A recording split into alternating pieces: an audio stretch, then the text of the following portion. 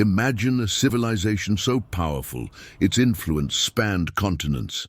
Its architecture defined an era. Its military dominated the world stage. Its values, ideas, and culture shaped history forever.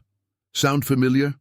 Sure, you might be thinking about ancient Rome, but what if I told you we're living in its modern-day equivalent, the United States of America?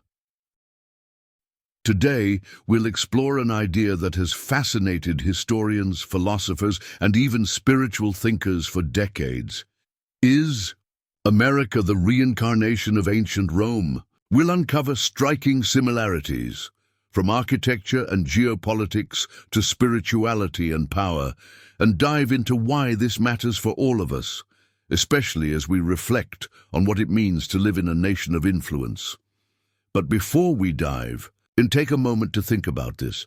What lessons can we learn from Rome's rise and fall? Stay with us as we connect the dots. And hey, if this sparks your curiosity, hit that like button and subscribe for more deep dives like this. Let's start with what we can see, the architecture. Have you ever noticed how many American government buildings look like something out of ancient Rome?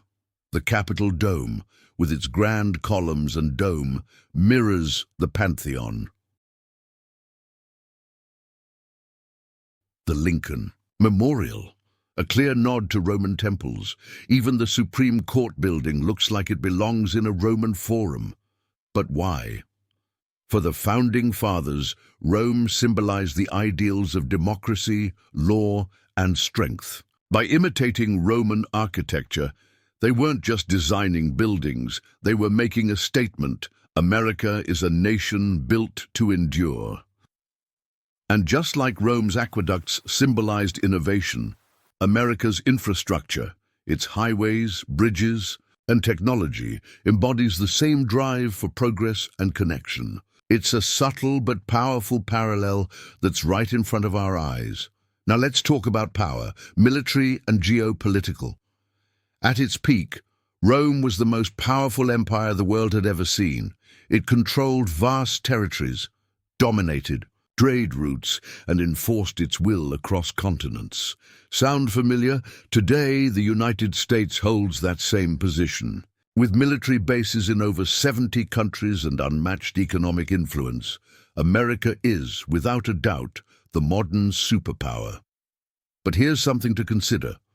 Rome's dominance wasn't just about armies. It was about influence. Roman culture spread through its roads, trade, and language. Similarly, America's influence reaches every corner of the globe through Hollywood, technology, and ideas of freedom and democracy. Yet, here's the catch. Rome's power was its greatest strength and its greatest weakness. Is there a lesson here for America? Let me know what you think in the comments. Could America follow Rome's path to decline, or is there hope for a different future? But this comparison isn't just about what we build or conquer. It's also about what we believe. Rome was deeply spiritual, with its pantheon of gods and belief in fate. Some historians suggest that the Roman way of life was rooted in the idea of cycles, birth, death, and rebirth. In America, spiritual movements often reflect this same idea of cycles, especially through the concept of reincarnation. Could it be that the United States is a spiritual continuation of Rome? Have you ever wondered what happens after we die? It's a question as old as humanity itself, and for many, the idea of reincarnation offers an answer. But where did this concept come from? And how has it moved beyond religious belief into the realm of scientific inquiry? The concept of reincarnation is deeply rooted in ancient spiritual traditions, particularly in Hinduism. In this belief system, the soul is seen as eternal, moving through cycles of birth, death, and rebirth. These cycles, known as samsara, are driven by karma, the universal law of cause and effect. The ultimate goal? To transcend these cycles and achieve moksha, or liberation. But while reincarnation has been a cornerstone of Hindu philosophy for thousands of years, it's not confined to one culture or religion. Versions of this idea appear in Buddhism, Jainism, and even in ancient Greek philosophy. Yet, for many, in the modern world, reincarnation has often been dismissed as mere mysticism. Until, that is, science decided to take a closer look. Enter Dr. Ian Stevenson, a psychiatrist and researcher whose work took the concept of reincarnation out of the shadows of mysticism and into the light of scientific investigation. Over decades, Stevenson collected and analyzed thousands of cases of children who claimed to remember past lives. His method, rigorous, detailed, and objective. Stevenson interviewed these children, corroborated their statements with historical facts, and even sought physical evidence, like birthmarks and scars that matched injuries from their supposed past lives. His findings were astonishing. They suggested that reincarnation might not be a religious construct at all, but rather a social phenomenon, one that transcends culture, language, and even belief systems. This was no small feat. It took immense courage and dedication for Stevenson to approach such a controversial topic with scientific rigor.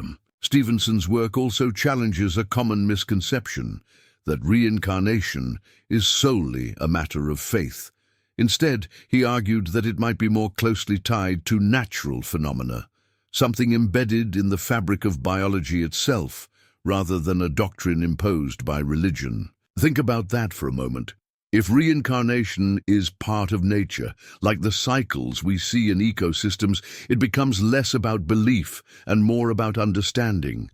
It's a reminder that science and spirituality don't have to be at odds. In fact, they might just be two sides of the same coin. So where does that leave us? If reincarnation is real, or even possible, what does it mean for how we live our lives today? Does it change how we treat each other, knowing that our actions might ripple beyond a single lifetime? It's easy to dismiss what we don't understand. But Stevenson's work invites us to approach this subject not with skepticism alone, but with curiosity. Whether or not you believe in reincarnation, there's value in asking the bigger questions about life, about purpose, about what connects us all. In the end, the question of reincarnation isn't just about what happens after we die. It's about how we choose to live and how open we are to the mysteries that make life so extraordinary. So, what do you think? Is reincarnation a natural phenomenon waiting to be understood, or just a story we tell ourselves? Think about it. America is constantly evolving, reinventing itself after wars, economic crises, and cultural shifts. Just like Rome, it adapts, changes, and survives. What do you think? Could this spirit of reinvention be what sets America apart from Rome, and what might ultimately help it avoid the same fate? Here's what's truly fascinating. Both Rome and America were built on ideals bigger than themselves. For Rome, it was the idea of civitas, citizenship, law, and community. For America, it's life, liberty, and the pursuit of happiness. But the real question is, what comes next? History isn't destiny, it's a guide. By understanding the parallels between Rome and America, we can reflect on how to preserve the best parts of our society while avoiding the mistakes of the past. If you've made it this far, I'd love to hear your thoughts. Do you think America is destined to repeat Rome's history, or can it break the cycle? Drop a comment below. I read every single one, and your insights fuel these discussions. And while you're at it, don't forget to like this video and subscribe to the channel. It helps more people join the conversation. I'll see you in the next video. Thanks for watching. Take care.